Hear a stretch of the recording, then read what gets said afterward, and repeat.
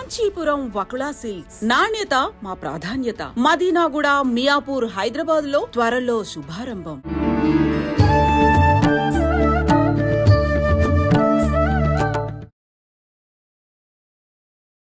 నమస్కారం, welcome to I dream. ధర్మ మార్గం విత్ విజిత కార్యక్రమానికి స్వాగతం. ప్రస్తుతం మనతో పాటు ఉన్నారు ప్రముఖ ఆధ్యాత్మికవేత్త గోనుగుంట్ల సురేష్ బాబు గారు. ఇప్పుడు వారితో మాట్లాడి మరిన్ని విషయాలు తెలుసుకునే ప్రయత్నం చేద్దాం. నమస్కారం అండి. విజిత గారు నమస్కారం అండి. ఎలా ఉన్నారండి? బాగున్నామండి. చాలా రోజుల తర్వాత అనుకుంటున్నాం కానీ ఇప్పటికి సాధ్యపడింది మనం వీడియో చేయటం. ఈ ఐ డ్రీమ్ లోగో పెట్టుకుని ఇంతవరకు కూర్చోలేదండి. చాలా రోజుల నుంచి ఉంది కానీ మైండ్ లో కొంతమంది ఫోన్లు అవి చేశారు కానీ కలవలేదు. సో అవకాశం ఇప్పుడు వచ్చింది మనకి ఈ ఉగాది పండుగ సందర్భంగా. అందులో నేను ఇక్కడికి రావడానికి కూడాను మెయిన్ ముఖ్య కారణం మీరే. ఎందుకంటే ఏ ఆధ్యాత్మిక వీడియో చూసినా కానీ ఆ తమ్మునేళ్ళు వాటిలో మీ పేరే, మీ మొహం, మీ ఫేస్ ఉంటుంది. చాలా మంది ఇంటర్వ్యూ చేస్తూ ఉన్నారు. మీరు సెలబ్రిటీ అయిపోయారు అనుకో. ఆధ్యాత్మిక ఇంటర్వ్యూలు చేసి చేసి అందరితోటి మీరు సెలబ్రిటీ అయిపోయారు. అయ్యో, థ్యాంక్ యూ అండి. అయితే ముందుగా మీకు ఉగాది శుభాకాంక్షలు. మీకు ఈ ప్లాట్ఫామ్ ఇచ్చిన ఐ డ్రీమ్ యాజమాన్యానికి, అలానే ఇక్కడ మనతో పాటు పనిచేసిన టెక్నీషియన్స్కి, చూస్తున్న వాళ్ళకు కూడాను ఈ విశ్వవసు నూతన సంవత్సరం ఉగాది శుభాకాంక్షలు. వాళ్ళకి అష్టైశ్వర్యాలు, భోగభాగ్యాలు కలగాలని చెప్పేసి, ఎలాంటి వాళ్ళైనా సరే అందరూ చక్కగా ముందుకు వెళ్ళిపోవాలని చెప్పేసి ఒక సెన్సేషన్ ప్రతి ఒక్కళ్ళు వాళ్ళ లైఫ్లో క్రియేట్ చేయాలి. ఇది ఒక బెంచ్ మార్క్ ఇయర్గా ఉండాలని చెప్పేసి మనం కోరుకుందామండి. ధన్యవాదాలండి. నా తరఫున, అందరి తరఫున, మా టెక్నీషియన్స్ తరఫున, మా ప్రేక్షకులందరి తరఫున కూడా మీకు ధన్యవాదాలు. అయితే నేను అడగాలనుకుంటున్న టాపిక్ కూడా ఉగాది టాపికే. ఎలాగో మనం విష్ చేసుకోవడంతో ఆ టాపిక్ స్టార్ట్ అయిపోయింది. మామూలుగా ఇప్పుడు మీరు అన్నారు విశ్వవసు నామ సంవత్సరము ఇప్పుడు మనకు రాబోయేది అని చెప్పి. ఇప్పుడు మనం ఉన్నది క్రోధినామ సంవత్సరం. క్రోధినామ సంవత్సరం అనగానే ఆ పేరులోనే కొంచెం క్రోధంగా ఉంది. ఈ సంవత్సరం అంతా కూడా కొంచెం దానికి సంబంధించిన ఫలితాలు ఎక్కువగా కనిపిస్తాయని చెప్పి మాట్లాడుకోవడం జరిగింది. మరి శ్రీ విశ్వవసు నామ సంవత్సరంలో ఎలా ఉండబోతోంది, మార్పులు ఏంటి, దానికి దీనికి మధ్య వ్యత్యాసం ఎలా ఉండబోతోంది అంటారు? విజిత్ గారు, ఇది చాలా ఇంపార్టెంట్ అండి. ఈ ఇప్పుడున్న టెక్స్ట్ బుక్స్లో ఈ 60 సంవత్సరాలు వాటి పేర్లు, నక్షత్రాల పేర్లు, రాసుల పేర్లు లేవండి. కొంచెం వెనక్కి వెళ్ళిపోతే నేను చదువుకున్నప్పుడు లేకుండా నాకున్న మొన్న వాళ్ళకి టెక్స్ట్ బుక్స్లో సిలబస్ ఉండేదండి. 60 సంవత్సరాల పేర్లేంటి, తర్వాత నక్షత్రాల పేర్లేంటి, రాసుల పేర్లేంటి, బేసిక్ క్యారెక్టరిస్టిక్స్ ఇవన్నీ ఉండేయండి. ఇప్పుడు నాకు తెలిసి ఎక్కడ ఇందులో లేవు అనుకుంటా. ఒక ఇంట్రెస్టింగ్ అని పాయింట్ ఏంటంటే, ఇప్పుడు మనం ఏదైతే ఈ ఉగాది రాశి ఫలాలు చెప్పుకుంటున్నామో, ఈ ఉగాది రాశి ఫలాలు క్యాలిక్యులేషన్స్ ప్యాటర్న్ ఉంటుంది కదండి, ఇది ప్రపంచంలోనే అత్యంత ఓల్డెస్ట్ ప్యాటర్న్ అండి. ఇది ఎవరికి తెలవదు సిస్టమ్. మనకి జ్యోతిష శాస్త్రంలో ఈ క్యాలిక్యులేషన్స్, ఈ పంచాంగ రాశి సిస్టమ్ చాలా సిస్టాల్స్ ఉన్నాయి. ఇప్పుడు వెస్ట్రన్ ఆస్ట్రాలజీ ఉంది, నాడీ ఆస్ట్రాలజీ ఉంది, తర్వాత శకునం చూసి చెప్పేది ఉంది.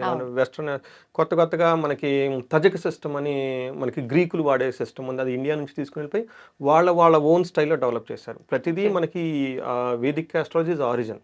ఇక్కడ నుంచి వాళ్ళు చదువుకొని వాళ్ళ కంట్రీస్ తీసుకెళ్ళి అక్కడ మళ్ళీ వాటిని డెవలప్ చేసి మళ్ళీ అవి ఇండియాకి వచ్చేసిన సిచ్యువేషన్స్ చాలా ఉన్నాయండి. అయితే ఇలా ఈ సిస్టమ్, ఈ హోల్ సిస్టము ఇవంతా కనుక మనం చూసుకుంటే, ఈ ఉగాది రాశి ఫలాల్ని ఇలా క్యాలిక్యులేట్ చేసే సిస్టము, ఆ సంవత్సరానికి ఒక అధిపతి, రసాధిపతి, మేఘాధిపతి, ఇలా ఒక సిస్టాన్ని బట్టి ఆ సిస్టమ్ ద్వారా పొలిటికల్గా ఎలా ఉండబోతుంది, కామన్ ప్రజలకు ఎలా ఉండబోతుంది, ఇండివిజువల్కి వాళ్ళ లైఫ్లో ఎలా ఉండబోతుంది అని క్యాలిక్యులేట్ చేసే సిస్టమ్ అత్యంత ఓల్డెస్ట్ ప్రాచీనమైన పద్ధతి మనకుందండి. అసలు మనకి హ్యాట్స్ ఆఫ్ అండి, మహర్షులు మనకి ఇచ్చిన జ్ఞానం అండి. ఇంకొకటి ముఖ్యమైన విషయం ఏంటంటే, ఇది ప్రతి ఒక్కళ్ళు తెలుసుకోవాలి అన్న ఉద్దేశంతో పబ్లిక్గా చెప్పడం కూడా ఈ సిస్టమ్ ఎక్కడా లేదండి. ప్రపంచంలో ఎక్కడా లేదు ఈ సిస్టమ్. ఇది ఎంత పవిత్రమైందంటే అంత పవిత్రమైంది. ఇది ప్రతి ఒక్కళ్ళు తన రాజ్యంలో ఉన్న ప్రతి ఒక్కళ్ళు తెలుసుకోవాలి, పండితుల దగ్గర నుంచి పామరుల వరకు. అదే మన సనాతన ధర్మం యొక్క గొప్పతనం. ఏది కూడా అప్పటికప్పుడు పుట్టుకొచ్చేవి కాదు, మూలాలు ఎక్కడో ఉంటాయి, ఎవరు కనిపెట్టలేనంతగా. అవునండి. ఇది మనకి ఓపెన్గా గుళ్ళు ఎందుకు చెప్పాలండి, రహస్యంగా చెప్పుకోవచ్చు కదా. కానీ అప్పట్లో ఏమనేవాళ్ళు అంటే, ఈ రాజ్యంలో ప్రతి ఒక్కళ్ళు ఆనందంగా ఉండాలి, హ్యాపీగా ఉండాలి, వాళ్ళ యొక్క ధర్మో రక్షిత, వాళ్ళ ధర్మాన్ని వాళ్ళు కాపాడుకోవాలి, స్వధర్మో శ్రేయోదయ అని చెప్పేసి మనకి ఇందులో కూడా చెప్తారంటే, మనకి భగవద్గీతలో కూడా చెప్తారనమాట. అంటే స్వధర్మం చేయటమే గొప్పతనం అనమాట. సో యాజ్ ఏ ఫాదర్ నేను చేయాలి, లేదంటే యాజ్ ఏ హోస్ట్ నేను వచ్చినప్పుడు ఆదంటికి ఇవ్వాలి, యాజ్ ఏ గెస్ట్ మీరు ఇంటర్వ్యూ చేసినప్పుడు మీ ధర్మాన్ని మీరు చేయటం అదే బెస్ట్ అనమాట. అంటే ఎవరి పనిని వాళ్ళు చాలా హోలిస్టిక్గా చేసుకోవాలి, చేసుకుంటూ ప్రతి ఒక్కరు శోభాయమానంగా ఉండాలి, దివ్యంగా ఉండాలి, ఈ సామ్రాజ్యం అంతా బాగుండాలి. అప్పుడే కదండి ఎక్కడ కరువులు కాటకాలు ఉండవు, లేదంటే మనకి విప్లవాలు ఉండవు, తిరుగుబాట్లు ఉండవు. శత్రురాజులు ఎందుకు వస్తారండి, మనలో వీక్ ఉంటే కదా వాళ్ళు విజయం చెంది. అందుకే ఈ ఉద్దేశంతో ప్రతి ఒక్కరికి చాలా ఇంపార్టెంట్ ఇది. ఉమ్. మహర్షులు ఇచ్చిన జ్ఞానం దాచుకోమని కాదు, అందరికీ పంచమని చెప్పేసి. హా. అప్పట్లో మనకి గుళ్ళల్లో ఓపెన్గా అందరూ అది పెట్టేవాళ్ళు అనమాట. పెట్టేసిన తర్వాత అందరూ వచ్చి వినమని చెప్పేవాళ్ళు సాయంత్రం పూట కూర్చొని. ఉమ్. అయితే ఇది తెలుసుకోవడం చాలా చాలా పవిత్రమైన కార్యం. ఇప్పుడు ఉగాది గురించి లేదంటే రాశి ఫలాల గురించి నేను చెప్తున్నాను కదా, మీరు వింటున్నారు. అవును. చెప్పటం వల్ల నేను అదృష్టం, నాకు లక్కు. వినటం వల్ల మీకు లక్కు. ఇక్కడ మన టెక్నీషియన్స్ కూడా వింటూ ఉంటారు. అయితే ఇది అందరికీ తెలిసింది. ఆ. ఇంకొకటి తెలవని విషయం ఏంటంటే, మనం ఎప్పుడైతే ఈ ఉగాది రాశి ఫలాల గురించి లేదంటే గ్రహస్థితుల గురించి వాటి యొక్క ఇంపాక్ట్ గురించి తెలుసుకుంటూ ఉంటామో, ఉమ్. నేను మాట్లాడుతూ ఉంటాను, సూక్ష్మ రూపంలో కొన్ని వేల భూతాలు మన చుట్టూ ఉండి అవి కూడా వింటూ ఉంటాయండి. చెట్లు ఉంటాయి, మన కంటికి కనిపించనివి Yes. కూడా వింటున్నాయి. పక్షులు ఉంటాయి, ఉమ్. మనకి పశువులు ఉంటాయి, ఎన్నో మనకి శరీరం లేని ఎన్నో స్పిరిట్లు మన చుట్టూ ఉంటాయండి. అవి కూడా ఉంటాయండి, ఎందుకంటే వాళ్ళు కూడా లైఫ్ ఉంటుంది కదండి. ఈ సంవత్సరం మాకు ఎలా ఉండబోతుందో అవి కూడా ఉంటాయండి. సో ఇట్స్ వెరీ పవర్ఫుల్ అండి, వెరీ పవర్ఫుల్. మనం స్పిరిచువల్గా మనకి ఎలివేటెడ్ కనుక అయితే చాలా చాలా విషయాలు తెలిసిపోతూ ఉంటాయి. ఇప్పుడు ఇదంతా అంటే ఈ పంచాంగ శ్రవణము ఏ రంగాల వాళ్ళకి ఎలా ఉండబోతోంది ఇదంతా మనం ఉగాది రోజున వినటం వలన మీరన్నట్టుగా అంటే పుణ్యం వస్తుందా లేదు అని అంటే మనకి ఎలా ఉండబోతోంది తెలుసుకుంటే ఏదైనా బాగలేకపోతే మనం ముందుగానే జాగ్రత్త పడతాము అన్న ఉద్దేశంతో ఎలా తీసుకోవచ్చు అంటారు దీన్ని? అద్భుతమైన క్వశ్చన్ అండి ఇది. మీరు అడిగే ఈ క్వశ్చన్ ఒక 25 to 35 ఇయర్స్ ఏజ్ గ్రూప్ వాళ్ళకి, అప్పుడే జస్ట్ గ్రాడ్యుయేషన్ నుంచి బయటకు వచ్చిన వాళ్ళకి, కొంచెం ఊహ వచ్చిన వాళ్ళకి ఒక బేసిక్ క్వశ్చన్ అండి. అసలు ఎందుకు తెలుసుకోవాలి? నన్ను కూడా చాలా మంది అడుగుతుంటారు, నేను మీ దగ్గరకు వస్తే అందులో ఈ దోషం ఉంది ఆ దోషం ఉంది అని చెప్పేస్తారండి, మేము భయపడిపోతా ఉంటామండి. అనవసరంగా మిమ్మల్ని వచ్చి చెప్పుకొని మేము ఇంట్లో వెళ్ళిపోయి గిల్టీగా ఫీల్ అవుతామండి, ఇది కరెక్టా అని చాలా మంది అడిగిన వాళ్ళు ఉంటారండి. అలానే కొంతమంది డిఫరెంట్ సిస్టమ్స్ ఉంటాడు, మోహం చూడంగానే మీకు ఇది ఇష్టపట్టింది, ఆ ఘోషం ఉంది ఈ ఘోషం ఉంది, ఈ 1000-2000 కట్టి ఈ పూజ ఆ పూజ చెప్పుకోమని చెప్పేవాళ్ళు కూడా చాలా మంది ఉంటారు మొహం చూసేసి. ఇది ఎలా నేను చూస్తానంటేనండి, మన రోడ్డు మీద వెళ్తూ ఉంటాం, సపోజ్ అవుటర్ రింగ్ రోడ్లో ఓఆర్ఆర్లో కార్ట్లో ట్రావెల్ చేస్తూ ఉంటాం. మనకి ప్రతి 5 kilometers 10 kilometers స్పీడ్ మార్క్స్ అంటే 120 kilometers minimum, okay, 80 kilometers limit ఉంటుంది. అంటే ఓఆర్ఆర్లో మనం ట్రావెల్ చేయాలంటే మినిమం మనం ఆ ఫస్ట్ లైన్లో 120 kilometers స్పీడ్తో వెళ్ళాలి. తక్కువ వెళ్తే ఏమవుతుంది, తక్కువ అయితే ఏమవుతుంది, నెక్స్ట్ లైన్ షిఫ్ట్ అవ్వాలి. నెక్స్ట్ లైన్ 100 kilometers, 3 లైన్స్ ఉంటాయి ఓఆర్ఆర్లో, థర్డ్ది 80 kilometers ట్రక్స్ అన్ని పెట్టుంటారు అనమాట. ఎందుకంటే మనం ఓఆర్ఆర్లో సేఫ్గా ట్రావెల్ చేయాలంటే 120 మీదే మనం వెళ్ళాలి, అప్పుడే మనం సేఫ్.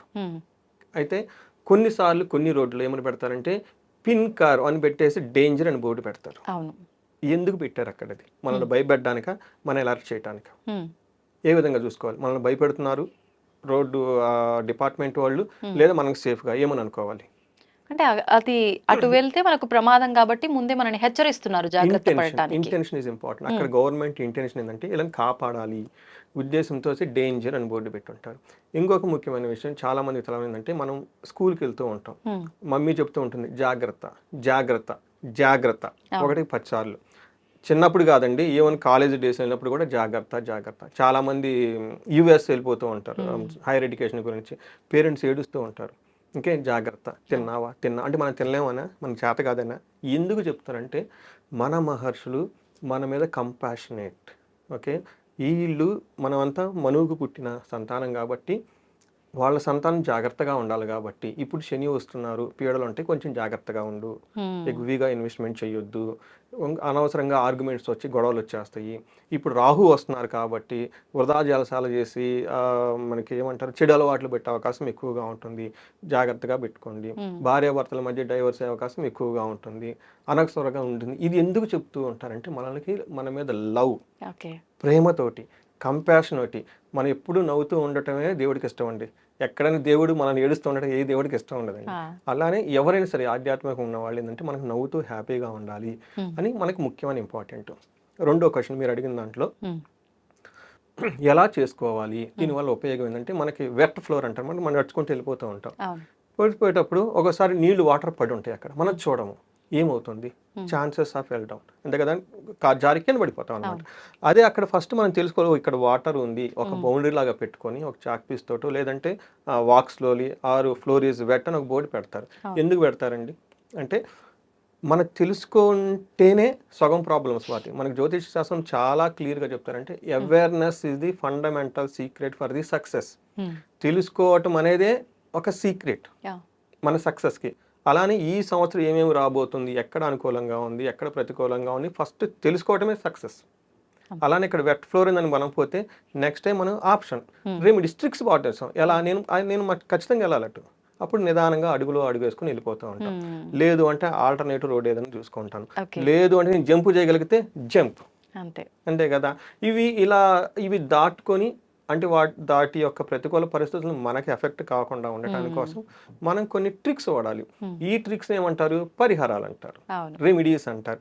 అవి రకరకాలుగా ఉంటాయి. ఒకటి రియల్ లైఫ్ లో యాక్షన్ ఓరియంటెడ్, నేను ఎక్కువ అదే చెప్తాను ఎందుకంటే నేను సైన్స్ బ్యాక్గ్రౌండ్ నుంచి వచ్చాను కాబట్టి నేను ప్రతి ఒక్కరికి వెరీ టెక్నికల్ గా దాని మీనింగ్ ఏంటి చెప్తాను. రెండోది ఆధ్యాత్మిక, ఎందుకంటే మైండ్ అనేది మోస్ట్ ఇంపార్టెంట్ అండి. Mind place very vital game అండి. సో నాకు ఒక క్లయింట్ ఫోన్ చేశారు యుఎస్ నుంచి. 18 years నుంచి సక్సెస్ఫుల్ ట్రాక్ రికార్డ్ అయింది. ఇక్కడ ఎంసెట్లో టాపర్, ఆ తర్వాత రీజనల్ ఇంజనీరింగ్ కాలేజ్, అక్కడ నుంచి ఒక టాప్ మోస్ట్ ఇండియన్ కంపెనీ. ఆ కంపెనీ వాళ్ళు విత్ ఇన్ 3-4 yearsలో ఆన్ సైట్ ప్రాజెక్ట్ వర్క్లో అమెరికాలో పెట్టేశారు.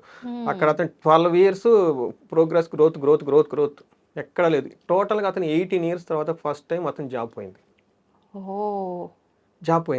2 years చాలా అల్లాడిపోయాడు. నేను ఇక్కడికి వచ్చిన వాళ్ళు ఒక 3,000 మందికి నేను హెల్ప్ చేశాను ఇనీషియల్గా. ఎంతో మందికి జాబులు ఇప్పించాను, ఎంతో మందికి నేను షూరిటీస్ ఉండి చేయించాను. ఇప్పుడు నా జాబ్ పోయింది. రెండోది నాకు ఏదైనా అవసరం వచ్చి అడుగుదామంటే ఎవరు నాకు హెల్ప్ చేయట్లేదు. ఆయన బాధపడి పడి మొత్తానికి నన్ను కనెక్ట్ అయ్యి నేను వచ్చేసాను. చూసిన తర్వాత అది ఏ క్లాస్ జాతకం.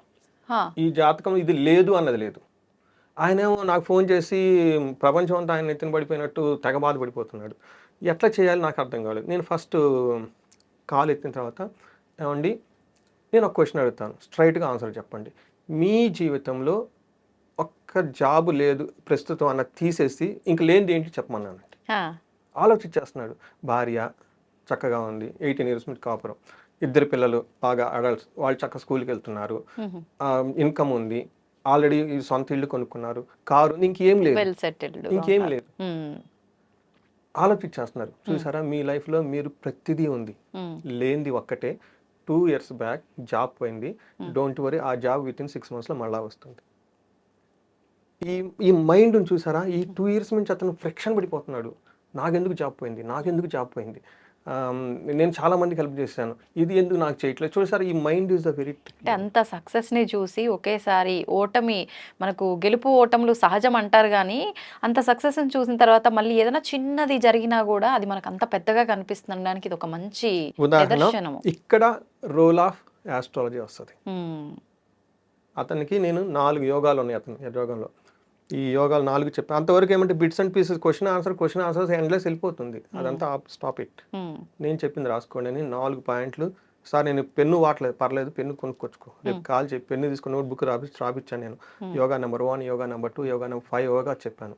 ఇది మీకు అర్థమైంది గూగుల్ చేసుకోండి, what is this Vedic astrology, what is this yoga, చదువుకోండి, నాకు మళ్ళీ చేయండి అని చెప్తే ఫోన్ చేసి, సార్ నాకు అర్థమైంది, నా జీవితంలో అన్నీ ఉన్నాయి, కొన్నిసార్లు జాబ్ పోవచ్చు, కొన్నిసార్లు హెల్ప్ చేసిన వాళ్ళు చేయకపోవచ్చు, బట్ నేను కింగ్ని, నేను దేనికి బాధపడకూడదు, ఫ్యూచర్ అంతా బాగుందని నాకు అర్థమైందండి, హ్యాపీ అండి. ఇది జ్యోతిష శాస్త్రం ఇచ్చే కాన్ఫిడెన్స్. ఇప్పుడు మనం నవనాయకుల ఫలితాలు ఎలా ఉన్నాయో మాట్లాడుకుందామా మరి? ఉగాదికి సంబంధించి నిజంగా ఉగాది అనగానే ప్రతి ఒక్కరిలో ఒక ఎగ్జైట్మెంట్ ఉంటుంది. ఏ పంటలు ఎక్కువగా పండబోతున్నాయి, ఏది ఎలా ఉండబోతుంది అని చెప్పి. ఎలా ఉండబోతున్నాయి నవనాయకుల ఫలితాలు ఈ సంవత్సరం అంతా?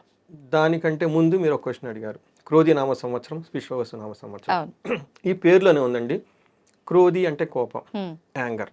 సో ఎవరి మీద యాంగర్ అంటే, మనం లాస్ట్ ఇయర్ చూసుకుంటే కొన్ని గవర్నమెంట్లు వెళ్ళిపోయినాయి అండి, దుకాణం క్లోజ్ చేసేసుకున్నారు. ఎందుకంటే జనాలకు కోపం వచ్చింది వాళ్ళ మీద. అలానే ఒక కంట్రీ ఇంకో కంట్రీ మీద కోపం. ఎన్ని యుద్ధాలు నడిచినాయి అండి, ఇక్కడ మిసైల్స్ అక్కడ మిసైల్స్, ఎక్కడో జరుగుతున్నా కానీ బట్ మనకు కన్సర్న్ ఉంటుంది కదా. ఎక్కడో ఏది జరిగితే మన బాంబే స్టాక్ ఎక్స్చేంజ్ డౌన్ అయిపోతుంది కదండి, స్టాక్ ఎక్స్చేంజ్ ఏం పెరగదు ఒకసారి యుద్ధం ఉంటే. సో మనం వీఆర్ ఆల్ వెల్ కనెక్టెడ్ అండి.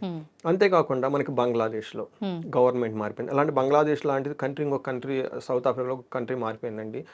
వాళ్ళకి ఓవర్ నైట్ మారిపోయింది అనమాట, జనాల్లో కోపం ఉగ్రం వచ్చేసి. తర్వాత కొన్ని మనకి హిందువుల మీద ఓచుకోతలు, ఇవన్నీ మనం చాలా ఎన్నో ఉన్నాడు. క్రోధి, కోపం. అలానే మనకి కాలిఫోర్నియాలో 40 kilometers దూరంలో ఒక అడవులన్నీ కాలిపోయింది. అంటే 40 kilometers దూరంలో అడవులు కాలిపోయింది పెద్ద మ్యాసివ్ అండి, అంత చిన్న కాదండి అది ఈవెంట్ కాదు, చాలా పెద్ద ఈవెంట్. అక్కడ నీళ్లు దొరకలేదంటండి ఆ మంటలు ఆర్పడానికి. చూడండి పక్కన అది ఉందే సీ కోస్ట్ అమ్మటి, ఆ నీళ్లు వాడటానికి ఉపయోగపడాలి. చూడండి అది నేచర్ అంతా కోపం వచ్చేసింది అనమాట. ఇది మనకి క్రోధినామ సంవత్సరం. ఇప్పుడు మనకు వచ్చేది ఏంటంటే విశ్వవసు నామ సంవత్సరం. ఈ పేరు చూడగానే మనకి శ్రీ అనేది మనం జనరల్గా అన్నిటికీ పెట్టుకుంటాం, ఎందుకంటే ఐశ్వర్యాన్ని మనం ఆహ్వానిస్తున్నాం కాబట్టి. అయితే విశ్వవసు అనే దానికి మీనింగ్ ఏంటంటే విశ్వం అంటే యూనివర్స్, వసు అంటే నివాసం ఉండటం. సో ఇంత పెద్ద యూనివర్స్లో మనం నివాసం ఉంటున్నాం. మనం చిన్న విలేజ్లోనో చిన్న ఇంట్లోనో లేదంటే మనకున్న చిన్న కాలనీలు కాదు, పెద్ద యూనివర్స్లో మనం ఉంటున్నాము. మనకి బ్రాడ్ థింకింగ్ ఉండాలి అని ఒక ఆస్పెక్ట్ ఇచ్చారు. రెండోది విశ్వవసు అంటే మనకి సంపదలు అని కూడా వస్తాయండి. అంటే ఈ విశ్వం అంతా మనకి సంపదమయంతో నిండి ఉంది, ఎక్కడా మనకి లేనేది లేదు. మనకి ఏం లేదని చెప్పండి, పంటలు పండట్లేదా, నీళ్లు లేవా, గాలి లేదా, ఎయిర్ లేదా, ఏం లేదు మనకి. ఇంకా మనం కనెక్ట్ అవ్వాలి. మన ఇంట్లో కొంచెం డబ్బులు ఉండాలి అంతే కదా, సహజంగా అనుకుంటా ఉంటాం. మన ఇంట్లో మనం ఆరోగ్యంగా ఉండాలి, హ్యాపీగా ఉండాలి, మనకి ఎక్కడ ఇది లేదు అన్న ఫీలింగ్ ఉండకూడదు. పిల్లలు చదువుకోవాలి. ఇంత పెద్ద యూనివర్సిటీలో మనకు అన్ని ఆపర్చునిటీస్ ఉన్నాయి, ఎక్కడా లేదు అన్న ఫీలింగ్ లేకుండా మనం సంతోషంగా ఉండాలని ఒక ఫీలింగ్ కూడా ఇక్కడ వస్తుంది. ఇంకొకటి మీరు అన్నారు ప్రకృతి. ఈ వసు అన్న మీనింగ్ అందమైన అమ్మాయి అన్న ఫీలింగ్ కూడా వస్తుంది అండి, మీనింగ్ కూడా వస్తుంది. సో అందమైన అమ్మాయి ఎలా ఉంటుందో ఈ ప్రకృతి అంతా ఎంతో అందమైంది అని సింబాలిక్గా పెట్టారు. ఇక్కడ ఒక లాజిక్ ఉందండి. ఇది క్రోధి, ఇది అందమైన ప్రపంచం. ఏంటి లింకు అంటే ఎలా అంటే మనకి ఓడల్లో గొడవలు అవుతాయి, చిన్న చిన్న విషయాల దగ్గర ఈ స్థలం మాది, ఆ స్థలం మీదనో, లేదంటే ఈ మా డబ్బులు మీరు తీసుకున్నారో మీదనో, లేదంటే రిలేషన్షిప్స్ దగ్గర గొడవలు వచ్చేస్తాయి. పెద్దవాళ్ళు సర్ది చెప్తారు. చిన్న చిన్న విషయాలకి ఎందుకు అనుకునేది మనం లేస్తే మొహాలు చూసుకుంటూ ఉంటాం. కాబట్టి ఇది పెద్ద ప్రపంచం, ఏదో జరిగిందని వదిలేసేయండి, ముందుకెళ్ళిపోండి. ఇంకా అలానే ఇప్పటిదాకా కోపడ్డారు, క్రోధి అయిపోయింది, ఇక ప్రపంచంలో ఎన్నో గొప్ప గొప్ప అవకాశాలు అనేవి దాన్ని చూసుకొని ముందుకెళ్ళిపోండి అన్నదానిగా శ్రీ విశ్వవసనామ సంవత్సరం పెట్టారు. సూపర్. తర్వాత ఈ 60 సంవత్సరాల కాన్సెప్ట్ కూడా ఒకటి ఉందండి. మనకి మనిషికి జ్యోతిష్ శాస్త్రం ప్రకారం 120 సంవత్సరాల ఆయుష్. ఎప్పుడైతే 60 సంవత్సరాలు అయిపోయినాయి అంటే పుట్టిన సంవత్సరం నుంచి మళ్ళీ తిరిగి ఈ సైకిల్ 60 అయిపోయేటప్పటికి ఫస్ట్ సైకిల్ కంప్లీట్ అవుతుంది. దీన్ని మనకి షష్టి పూర్తి అంటే మిడిల్ ఏజ్ కంప్లీట్ అయింది. సో మనకి మిడిల్ ఏజ్ అంటే ఎంత, మన సనాతన ధర్మంలో 60 to 80 is the middle age. ఇప్పుడు లాగా 45 కాదు. మనకి ఇండిపెండెన్స్ వచ్చినప్పుడు ఆయుషే 35 years. 18 yearsకే పెళ్లి, 13 yearsకే పెళ్లి అయిపోతుంది అనమాట. బట్ ఇప్పుడు ఏంటంటే పెరుగు పడుతున్నాం కాబట్టి మనకి మిడిల్ ఏజ్ వచ్చేటప్పుడు 60 years. చాలా మంది చెప్తుంటారు ఇప్పుడు దాకా ఒక ఎత్తు ముందు ఒక ఎత్తు అన్నట్లు 60 years తర్వాత అప్పటికి ఏంటంటే ఒక మెచ్యూరిటీ వచ్చింది, పిల్లలు పుట్టడం, వాళ్ళు చదువుకోవటం, వాళ్ళకి ఒక పెళ్ళిళ్ళు అయిపోయి వీళ్ళకి నెక్స్ట్ లైఫ్ చాలా ఉంటుందండి. మనకి గృహస్థ ఆశ్రమంతో పాటు వనపస్థ ఆశ్రమం, తర్వాత మోక్షం చేయడానికి, చాలా పనులు చేయడానికి నెక్స్ట్ 60 years వాళ్ళు వాడుకోవాలన్నమాట. ఇది సెకండ్ సైకిల్ వస్తుంది. అయితే ఇక్కడ ఏం చెప్పారంటే ఈ 60 yearsకి ఒక్కొక్క సంవత్సరానికి ఒక్కొక్క పేరు ఉంటుంది. ఇంత బ్యూటిఫుల్ సిస్టమ్ ప్రపంచంలో ఎక్కడ లేదు. ఈ సనాతన ధర్మంలో మన దానికే ఉంది 60 years. ఈ పేర్లు ఎలా వచ్చాయంటే నారద మహర్షికి స్త్రీ రూపం ఎత్తి పెళ్లి చేసుకున్న తర్వాత ఆమెకు సంతానం 60 మంది పడతారు.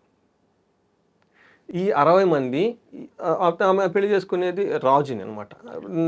న్యాచురల్గా రాజులు యుద్ధాలు చేస్తూ ఉంటారు కాబట్టి వీళ్ళ సంతానం కూడా యుద్ధానికి పోతే వాళ్ళందరూ చనిపోతారు.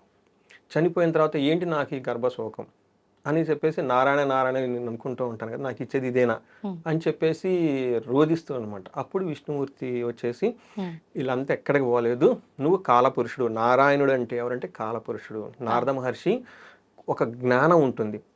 ఈ యుగంలో జరిగిన దానికి అంతకుముందు యుగంలో జరిగిన దానికి టైంలో ట్రావెల్ చేసి అక్కడ ఏం జరుగుతుందో తెలుసుకొని మళ్ళీ మనకు వచ్చి చెప్తాడు. విజిత గారు మీరు ఇప్పుడు కలియుగంలో ఇక్కడ పుట్టలేదు, సోన్ యుగంలో మీరు ఇలా పుట్టారన్న జ్ఞానం ఆయనకు ఉంటుందండి. ఈ moves in the time travel. అందుకని ఆయన అన్ని లోకాలు వెళ్ళిపోతాడు, 7 లోకాలు 14 భువనాలకు అన్ని చోట్లకి వెళ్ళిపోతాడు. ఆయనకి ఆ కెపాసిటీ ఉంటుంది అనమాట ఆ మంత్రం చెప్పడం వల్ల. ఆయనకి నువ్వు ఇలా ట్రావెల్ చేస్తూ ఉంటావు కదా, ఈ సృష్టిని కాపాడటానికి నీ కొడుకులు కూడా నీతో పాటు వచ్చేసి ఒక్కొక్క సంవత్సరం ఒక్కొక్క కొడుకు వచ్చేసి ఇటుని కాపాడుతూ ఉంటాడు ఈ సృష్టిని. ఈ సృష్టిని కాపాడాల్సిన ఎవరు? సృష్టించింది బ్రహ్మ, తీసేసుకునేది శివుడు, ఈ కాపాడాలి మధ్యలో లైకారుడు అంటారు కదండి, అది విష్ణుమూర్తి. అందుకని చెప్పేసి నా ఆజ్ఞను పాలిస్తూ ఒక్కొక్క సంవత్సరం నీ కొడుకులు వచ్చేసి ఒక్కొక్క రోజు ఒక్కొక్క సంవత్సరం అధ్యక్షత నుండి దీన్ని కాపాడుతూ ఉంటారు అని చెప్పేసి మనకి ఈ 60 సంవత్సరాలకు సంబంధించిన 60 పేర్లు. వీళ్ళంతా నారద మహర్షి యొక్క సంతానం. చాలా కొత్తగా ఉంది ఇది వినడానికి. ఓకే. ఓకే. ఇది అందరూ తెలుసుకోవాలి. అవును. అవును. నిజంగానే ఇది నేనెక్కడా వినలేదు. ఓకే. నెక్స్ట్ అండి. ఈ సంవత్సరము మనకి నవనాయకులు అని చెప్పారండి. ఇది చాలా వెరీ బ్యూటిఫుల్ సిస్టమ్ అండి. మనకి ఏం చేశారంటే అడ్మినిస్ట్రేషన్ ఎలా ఉండబోతుంది అంటే రాజు, మంత్రి, సేనాధిపతి వీళ్ళ ముగ్గురు జనరల్గా ఏం చేస్తారంటే అడ్మినిస్ట్రేషన్. రాజు ఏం చేస్తారంటే ఓవరాల్గా పొలిటికల్గా ఎలా కంట్రోల్ ఉంది, తన రాజ్యాన్ని ఎలా కంట్రోల్ చేయబోతున్నాడు అనే వ్యక్తికి ఒక అధ్యక్షతను ఇస్తారండి. ఈ సంవత్సరం రాజు అంటారనమాట అతను. నెక్స్ట్ ఇంకొక పోర్ట్ఫోలియో ఇస్తారు, వాళ్ళని మంత్రి, అడ్మినిస్ట్రేషన్. ఫస్ట్ వచ్చేటప్పటికి ఓవరాల్ కంట్రోల్, ఆ ప్రతిదీ కంట్రోల్ చేయాలి. రాజు అంటే కంట్రోల్ చేయాలి కదండి, మొత్తం కంట్రోల్ చేయాలి. రెండోది మంత్రి వచ్చి ఓవరాల్గా అడ్మినిస్ట్రేషన్ ఎలా ఉంటుంది. మూడోది వచ్చేటప్పుడు డిఫెన్స్ అండ్ లా ఆర్డర్. ఇలా 3 సిస్టాన్ని ఒక బ్యూటిఫుల్గా చేసి ఎవ్రీ ఇయర్ ఒక్కొక్క గ్రహానికి ఆ పోర్ట్ఫోలియో అధ్యక్షులు చేస్తారు. వాళ్ళు వాళ్ళ స్టైల్లో అడ్మినిస్ట్రేషన్ చేస్తారు. మనం కూడా అంతే కదండి. ఇప్పుడు ఒక పార్టీ ఉంటుంది, రేపు ఇంకొక పార్టీ. ఈ పార్టీ వాళ్ళు వీళ్ళ స్టైల్ ఒక ఉంటుంది, ఈ పార్టీ వీళ్ళకి ఇంకో స్టైల్ ఉంటుంది. అది ప్రతి చోట ఉంటుంది, ఎవరికి ఉంటుంది. అలానే కూడాను ఈ పోర్ట్ఫోలియో హ్యాండిల్ చేయడానికి ప్రతి సంవత్సరం కొత్త కొత్త నాయకులు వచ్చేసి వాళ్ళు ఆ సంవత్సరం వరకు ఉండేసి వాళ్ళ స్టైల్లో వాళ్ళు దీన్ని చేసుకుంటూ వెళ్ళిపోతూ ఉంటారు. మరి ఈ సంవత్సరం అలా ఎవరు రాబోతున్నారు? ఈసారి వచ్చేటప్పటికి మంత్రి, రాజు వచ్చేటప్పటికి రవి అండి. తర్వాత మనకి మంత్రి వచ్చేటప్పుడు చంద్రుడు, చాలా మంచి శుభం చేస్తూ ఉంటారు. తర్వాత సేనాధిపతి కూడాను మళ్ళా రవినే ఇచ్చారనమాట. సూర్య భగవానుడికే ఇచ్చారు. సో ఇది ఏమవుతుందంటే అంటే సూర్య భగవానుడికి 2 పోస్టులు, ఒకటి లా అండ్ ఆర్డర్ మెయింటైన్ చేసేది, తర్వాత మనకి చంద్రుడు వచ్చేటప్పటికి అడ్మినిస్ట్రేషన్, రాజు కింగ్ వచ్చేటప్పటికి రవి ఆధిపత్యం. రాజు ఎలా ఉండబోతుంది. రాజు అతనే రాజు కాబట్టి ఆయన కంట్రోల్ ఎక్కువ చేస్తూ ఉంటాడు అనమాట. తన పవర్ తను చూపిస్తూ. సూర్యుడు మనకు మంత్రిగా ఉన్నాడు, సారీ సైన్యాధిపతిగా ఉన్నాడు, రాజుగా ఉన్నాడు అని అంటే ఈ సంవత్సరం అంతా ఎలా ఉండబోతుందో దీనిపై ఆధారపడి ఉంటుందా? అంటే సూర్యుడు ఉన్నాడు అని అంటే ఎండలు ఎక్కువగా ఉంటాయేమో అనిపిస్తుంది నాకు. నేచురల్లీ అంతే. మీరు కూడా జ్యోతిష్కులు అయితే వెరీ సింపుల్ అండి, వెరీ సింపుల్. మీరు చెప్పినట్లుగా రాజుల మధ్య ఒకళ్ళనొకళ్ళు గొడవ పడుతూ ఉంటారు. ఓకే. ఇప్పుడు రాజుకి ఏం కావాలి, తన రాజ్యం కావాలనుకుంటే కదా రాజు అవుతాడు కదండి. గురువు లేకుండా అనుకోండి ఆయన వ్యాపారం చేయటం, బృహస్పతి అనుకోండి అందరూ చదువుకోండి అని చెప్తారు. రాజు కాబట్టి అందరు ఫైట్ చేయండి అని చెప్తుంటారు. న్యాచురల్గా మీరు అడిగిన విధంగా ఈ టైంలో ఏం చెప్తారంటేనండి అన్యోన్య వైరం. రాజుల మధ్య ఒకళ్ళు గొడవలు వస్తాయంట. అంటే మనకున్న పార్టీలు, టీడీపీ పార్టీ కావచ్చు, వైఎస్ఆర్సీపీ పార్టీ కావచ్చు, ఇక్కడ మనకి 3 బీజేపీ, కాంగ్రెస్, టీఆర్ఎస్ ఇవన్నీ ఉన్నాయి కదండి. లేదంటే మనకి ఎక్కడున్నా కానీ పొలిటికల్ పార్టీల మధ్య ఒకళ్ళు గొడవలు వచ్చేస్తాయి, ఒకళ్ళొకళ్ళు బ్లేమ్ చేసుకుంటారు. ఇది రాజు అవటం వల్ల. తర్వాత మంత్రి చంద్రుడు అండి. ఇది మీకు వినంగానే ఒక ప్లీజెంట్ స్మైల్ మీ ఫేస్ లోనే వచ్చింది కాబట్టి చక్కగా అడ్మినిస్ట్రేషన్స్ ఇదంతా చంద్రుడు అధికారం ఉంటుంది, చాలా చక్కగా ఉంటుంది. సస్యానుకూలం, పంటలన్నీ బాగా పండుతాయి, మంచి వర్షాలు కురుస్తాయి, పంటలు బాగుంటాయి, లోకమంతా ఆరోగ్యంగా ఉంటుంది, రాజ్యం అంతా సుభిక్షంగా ఉంటుంది. ఇదే కదా కావాల్సింది. చంద్రుడు ఉన్నారు కాబట్టి అండి. మళ్ళా మనకి సేనాధిపతి, law and order, defence again మళ్ళా రవికి ఇచ్చారు. ఆయన రాగానే మనకేం చేస్తారంటే సహజంగా రాజులు అనగానే గొడవలు పెట్టుకుంటేనే రాజు కదా. రాజు ఆ స్థానంలో కూర్చున్నా అంటే యుద్ధాలు చేయాలి కదా. వీళ్ళు కూడా లా అండ్ ఆర్డర్ గురించి యుద్ధాలు చేయాల్సిందే. ఏం చేయాలంటే పరస్పర యుద్ధాలు, మేఘాలు సరిగ్గా వర్షాలు పడవంట ఈ సంవత్సరంలో. ఎర్రని ధాన్యాలు సమృద్ధిగా పండుతాయంట. మనకి ఎర్రని ధాన్యాలు అంటే కందులు కానీ, మిర్చి కానివ్వండి, శనగలు ఎర్రగా ఉండేవన్నీ బాగా పండుతాయి. వీళ్ళు ఎక్కువగా నాకు వెరీ ఇంట్రెస్టింగ్ వరంగల్ నుంచి, గుంటూరు నుంచి, మళ్ళీ అనంతపురం అనుకుంటా కొన్ని ప్లేసుల నుంచి నాకు ఏమండి మీకు మిరప పంట ఉందండి, రేట్లు బాగా తగ్గినాయి, మీరు గమనించుకుంటే చాలా తగ్గిపోయినాయి రేట్లు. మరి ఎలా ఉండబోతుందంటే నేనేం చెప్పాను, ఉగాది తర్వాత మే వరకు పట్టుకోండి, మీ దగ్గర హోల్డ్ చేసి పట్టుకోండి, రేట్లు పెరుగుతాయి మళ్ళీ అని చెప్పాను. ఎందుకంటే ఈ ఎర్రని పంటలు చూసారా, ఈ ఎర్రని పంటలకి రేటు పెరుగుతున్నాం, ఇప్పుడు చాలా తక్కువ ఉంది. ఇది మనకి అందులో ఉండటం అనమాట. ఈ విధంగా మనం చూసుకుంటే లా అండ్ ఆర్డర్ కనుక మనం చూసుకుంటే చాలా సమర్థవంతంగా ఉంటారు. ప్రతిపక్షం ఏది చేసినా కానీ వీళ్ళు కౌంటర్ ఇవన్నీ చూస్తుంటే టోటల్గా లా అండ్ ఆర్డర్ వార్లు ఏమైనా కనుక జరుగుతూ ఉంటే కంటిన్యూస్ అయ్యే అవకాశం ఎక్కువగా ఉంటుంది. వార్లు అవి ఇప్పటివరకు మనం ఏమేమి ఫైటింగ్లు జరుగుతున్నాయో అవి కంటిన్యూ అవుతూ ఉంటాయి అనమాట. ఎందుకంటే వీళ్ళు లా అండ్ ఆర్డర్లో కొంచెం కష్టపడే అవకాశం మనకి చేసుకుంటే ప్రతిదానికి సమర్థంగా చేస్తారు. కానీ ప్రతిపక్షం వాళ్ళు వచ్చినప్పుడు వీళ్ళు కూడాను కౌంటరాక్ట్ చేసుకుంటూ వెళ్ళిపోతారు. ఓవరాల్గా కనుక చూసుకుంటే వ్యూహాలతో ముందుకెళ్ళిపోయి అనుకున్న పనులు చేసేస్తారు. అంటే రాజుకి వీళ్ళకి గెలవాలి కాబట్టి. బట్ అది అంత సింపుల్ జర్నీ కాదన్నమాట, చాలా టఫ్ అయిన జర్నీ ఉంటుంది. నెక్స్ట్ మనకి ఏం చేశారంటేనండి అది ఒకటి. రెండో ఆస్పెక్ట్ ఏం చెప్పారంటే వీళ్ళకి నవనాయకుల్లో మేఘాధిపతి, సస్యాధిపతి, ధాన్యాధిపతి అని చెప్పారు. అంటే వర్షం ఎలా పడుతుంది, పంటలు ఎలా ఉంటాయి, దిగుబడి ఎలా వస్తుంది, ఇది రెండో ఆస్పెక్ట్ చెప్పారు. చూడండి, ఫస్ట్ వర్షం పడిన తర్వాత పంటలు పండాలి, ఇది రెండో ఆస్పెక్ట్. పంటలు పండినంత మంది దిగుబడి వస్తుందా, రాదు, ఇది మూడో ఆస్పెక్ట్ చెప్పారు. ఈ యాంగిల్లో ఏం చెప్పుకొచ్చారంటే మేఘాధిపతి, సస్యాధిపతి, ధాన్యాధిపతి అని చెప్పారనమాట. ఇది కూడా మీరు ఈజీగా చెప్పేస్తారు. ఈసారి మనకి మేఘాధిపతి అంటే క్లౌడ్స్, వర్షం బాగా, దీనికి కూడా అధిపతి రవినేనండి. అంటే పడట్లేదని అర్థం, అంటే పంటలు చాలా తక్కువ పండుతాయి. సో మీరు నాకు నేర్పించేసి ఎలా ఉన్నారు. అంటే ఖండావృష్టి, ఖండాలుగా వర్షం పడుతుందంట. అంటే ఈ ఊరిలో ఈ పక్కన వర్షం పడుతుంది, ఇటు పక్కన వర్షం ఉండదు. కొన్ని చోట్ల సూపర్ వర్షం అనావృతి. మనం కొన్నిసార్లు గమనిస్తూ ఉంటాం, మనము జర్నీ చేసి వెళ్తున్నప్పుడు ఒక 2-3 కిలోమీటర్ల ముందర ఉంటుంది, తర్వాత మనం ముందుకెళ్తే ఉండదు. ఇలాంటివి చూస్తూ ఉంటాం కదా. ఓకే, అలాంటి వాతావరణం ఎక్కువగా ఉంటుంది మనకి. పర్టికులర్ గా హోమ్ మేకర్స్, ఉమెన్ అనుకోండి, బట్టలు ఇలా ఆరేసి లోనికి వెళ్ళిపోగానే ఎండ వచ్చేస్తుంది, మళ్ళీ ఎండ ఉందని ఆరేసేటప్పటికి మళ్ళీ వర్షం పడిపోతుంది. ఇది ఖండ వర్షం అంటారు. ఓకే ఓకే, ఇది చాలా డేంజర్ అండి. ఇది యాక్చువల్గా అలా ఉండకూడదు. ఆ టయానికి వర్షం పడాలి, వర్షం పోవాలన్నమాట. అందుకని చెప్పేసి వీళ్ళకి ఏం చెప్తారంటే కందులు, శనగలు, గోధుమలు, ఎండి మిరపకాయలు ఇట్లా పంటలు బాగా పండుతాయి, అనుకూలంగా పండుతాయి. అంటే వర్షం పడుతూ ఉంటుంది, కానీ తక్కువగా పడే అవకాశం ఎక్కువగా ఉంటుంది. పంటల వలన చాలా తక్కువ పంట పడుతుంది. ఓవరాల్గా చూస్తే దిగుబడి తక్కువగా ఉంటుంది, కానీ మనం చెప్పుకునే మిరపకాయలు వాటి రేట్లకు అయితే అనుకూలంగా ఉంటుందని చెప్తారు. పంట తక్కువగా ఉండి దిగుబడి తక్కువగా వచ్చినా రేట్లు మాత్రం బాగుంటాయి. తర్వాత మనకి సస్యాధిపతి, సస్యం అంటే అగ్రికల్చరల్ పంటలు. ఓకే, దీనికి అధిపతి గురువు. మీకేమనిపిస్తుంది? బాగుంటుంది. గురువు గారు న్యాచురల్ గా బాగుంటారు కాబట్టి ఈయన ఏం చెప్తారంటేనండి, పచ్చగా ఎల్లో కలర్ పంటలు ఏదైనా సరే ఎల్లో కలర్ పంటలు వేస్తే బాగా కలిసి వస్తుంది. Very simple. ఎందుకంటే గురువు అక్కడ ఉన్నారు కాబట్టి, గురువుకి ఇష్టమైంది ఎల్లో కలర్ కాబట్టి పచ్చని భూములు, పచ్చని ధాన్యాలు బాగా ఫలిస్తాయి. ఎవలు, గోధుమలు, శనగలు, పచ్చజొన్నలు, ఉలవలు ఇలాంటి వాటన్నిటిలో చక్కగా వాళ్ళకి దిగుబడి బాగుంటుందండి. అంటే పంట మనకు వర్షం పడిపోతూ వస్తూ ఉన్న పంట దిగుబడి వచ్చేటప్పటికి బాగుంటుంది. అందులోనూ ఎల్లో కలర్ బాగా ఎక్కువ ఉంటుంది అని చెప్పేసి మనకి ఈ శాస్త్రాలు చెప్పబడిందండి. అంతేకాకుండా బంగారం, తర్వాత వాటికి సంబంధించి వెండి, బంగారం, వేరుశనగ, తరగరం వీటికి సంబంధించిన ధరలు తగ్గే అవకాశం ఎక్కువగా ఉంటుంది. తగ్గుతాయి. గోల్డ్ రేటు తగ్గే అవకాశం ఎక్కువగా ఉంటుంది. ఎంత మంచి విషయం చెప్పారండి. తర్వాత ధాన్యాధిపతి, దిగుబడి ఎలా ఉంటుంది వచ్చిన తర్వాత అవుట్పుట్ కనుక దీనికి చూసి కుజుడు అండి. అంటే కుజుడు అంటే మనకి మంగళుడు అని చెప్తారు అనమాట. మీకేమనిపిస్తుంది? మంగళం అంటే శుభమే కదా. శుభము, కానీ మండే క్యారెక్టర్ అండి. కుజు దోషం అంటే ఫైట్ చేసుకుంటారంటారు భార్య భర్తలు. అందుకని కుజుడు ఉండటం వల్ల ఏమవుతుందంటే అండి, ఎర్రటి భూములకు సంబంధించి, కందులకు సంబంధించి, తర్వాత ధరలు కూడా నిలకడగా ఉంటాయి. పౌష్టికాహారానికి సంబంధించిన కందులు, బొబ్బర్లు, వేరుశనగలు ఎర్రని భూమికి సంబంధించిన బాగా ఫలితాన్ని ఇస్తూ ఉంటాయి. బెల్లం, చెరుకు, నెయ్యి, నూనె గింజలు ఇవన్నీ బాగా పెరుగుతాయి.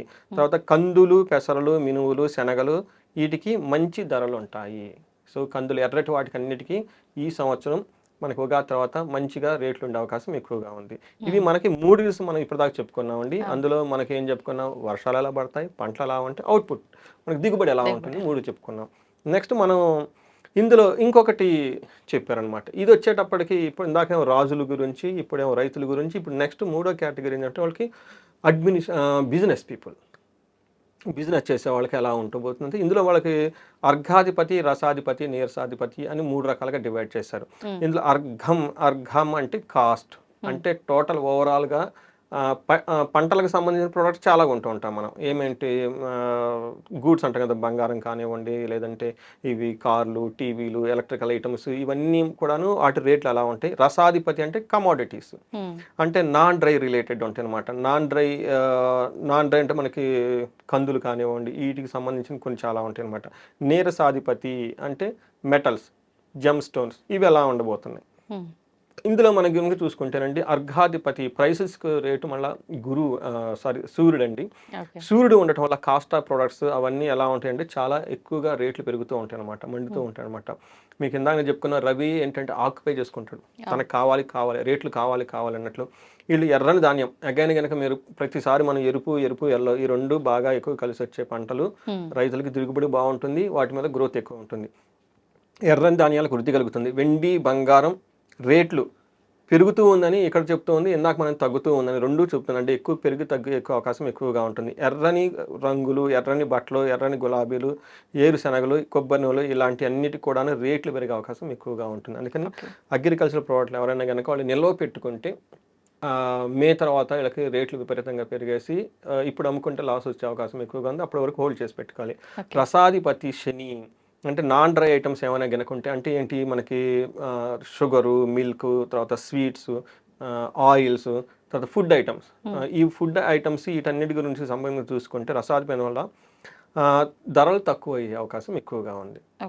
ఇప్పుడు దాకా మనం కాస్ట్ గురించి ఎక్కువ మాట్లాడుకున్నామండి. లాస్ట్లో నీరసాధిపతి అంటే జెమ్ స్టోన్స్, ప్రెషర్ స్టోన్స్, బంగారం, రాగి వీటికి సంబంధించిన ఐటమ్స్, ఐరన్ ఓర్స్ వీటికి సంబంధించిన విషయాలు కానీ మనం చూసుకుంటే వీళ్ళకి అధిపతి బుధుడు. అంటే బుధుడు వచ్చేప్పుడు మనకి గ్రీన్ కలర్లో ఉంటారండి. వీళ్ళకి ఎలా ఉంటుందంటే బుధుడు నీరసాధిపతి అవటం వల్ల ఏమంటే మెటల్స్ వచ్చేటప్పుడు gold, silver, aluminium, copper, lead వీటి విషయంలో, తర్వాత పంటలు వచ్చేటప్పటికి జొన్న, మొక్కజొన్న, తర్వాత సోయాబీన్స్, కాటన్, రైస్, తర్వాత కోల్డ్, లైవ్ స్టాక్ అంటారు. ఇవన్నీ ప్రొడక్షన్ చాలా లోటు లేకుండా వస్తుందన్నమాట. మనకి బంగారం రేట్ ఎప్పుడు పెరుగుతుంది అంటేనండి మనకి అందనప్పుడు పెరుగుతుంది. బంగారం అవైలబిలిటీగా ఉంటుంది. తర్వాత ఏ మెటల్ కావాలన్నా కానీ మనకి సామాన్యులకు అందుబాటులో ఉండే అవకాశం చాలా ఎక్కువగా ఉంది.